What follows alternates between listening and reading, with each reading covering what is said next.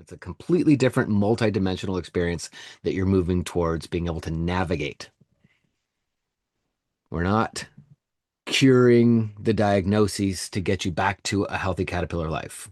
Some of you are stuck in the process of opening and you're only an inch underwater, but you still die 100% of the time when you're an inch underwater.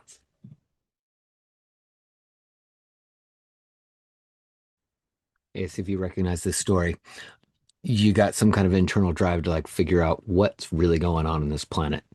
You heard that psychedelics, maybe mushrooms, can really deliver you a layer of truth that you haven't heard ever, maybe. So just got off the phone with a guy who had that story, took a handful of mushrooms, didn't have anybody there with him because, it's like I'm pretty strong, I can handle it. And rather than a sane meander from Earth to heaven, there was a rocket strapped to his backside. And he got there, he got to see so much of what's going on, and so much of what's going on right here is not what he thought.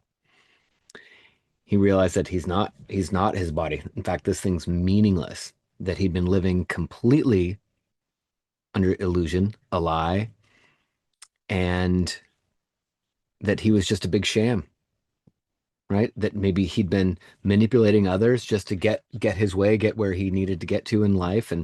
And not only was he a sham and living a lie, but he had done some things that he didn't feel great about. And he was looking those things right in the eye.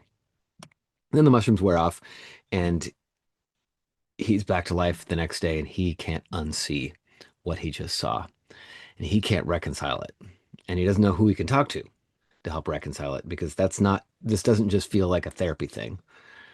This is what's called an ontological crisis, like a crisis of meaning. There is no walls left to stabilize. And then you're walking around not even knowing who you could talk to about what just happened because who the heck could you talk to about what just happened? So he's he goes through some other maybe suicidal episodes, unsuccessful attempts, checks himself into a psych ward, helps him a little bit. Has tried meditation, but meditation, as soon as he starts to relax, that most exquisitely fearful panic, horror imagery that he saw back on the mushroom experience is right back in his face, and the body immediately panics again. So he's stuck.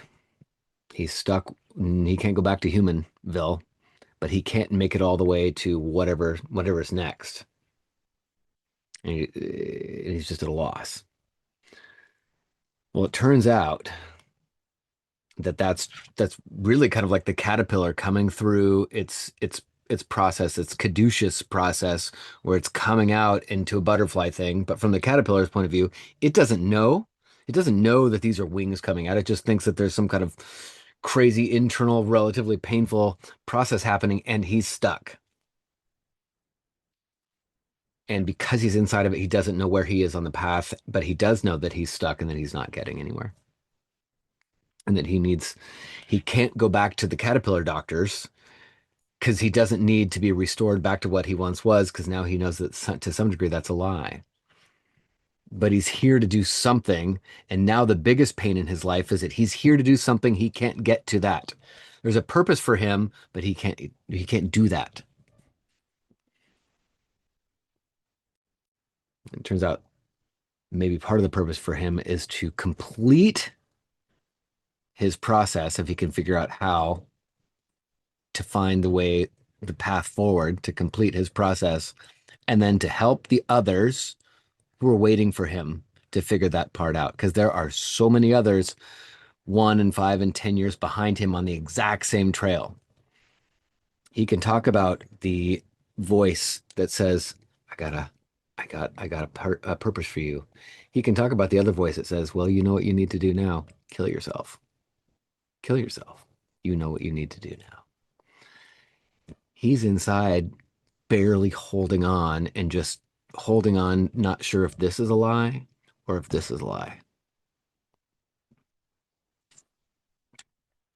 As it turns out, there are mechanics built into this nervous system that can soften the blow, first and foremost, soften the blow that's you're stuck in resistance to. And as that just tension and fear contraction softens, which is helped by the gym, is helped by diet, is helped by sleep, is helped by meditation. All of it's helped to soften, but none of those things actually progress your nervous system toward where it is that you're going, to the person that you need to be in order to do the thing that you came here to do. It can soften the pain of that caterpillar half butterfly thing stuck, but it won't actually complete the process of the wings coming out because that's a completely different level, multidimensional process. It turns out there are specific mechanics for coordinating you to the completion of that process.